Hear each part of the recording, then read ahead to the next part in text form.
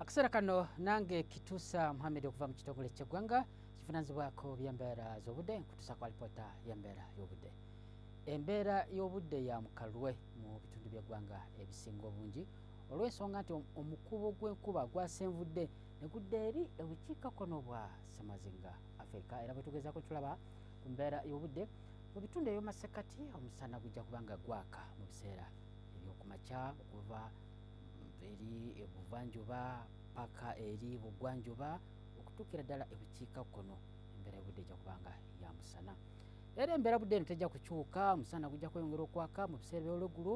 Ebbumba okuba ku diguli za 28 mu kibuga kyaffe ekikulu Kampala, Masaka n'akasongola 30, so nga ate eri ebuvanjuba era nawo omusana gujja kubanga gwaka olweggulo.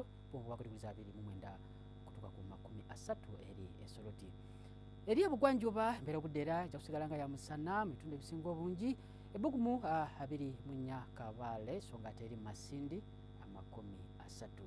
Ebukiikakkono era omusana gujja kubanga gwaka. Karamoja bbugumu okuba ku diguli 29, so nga ate eri Arua 28. Bwe tukoze ne tulaba ate ku mbeera y'obudde, omusana gujja kwamemula mu kibuga Doha okutuuka ku diguli 44, so nga ate eri New Delhi ojja kubayo olwandagirize bbugumu okuba ku diguli 31 mu New York, olwandagirize bbugumu okuba ku diguli 28. Toyanza okubeerako naawe beera bulungi.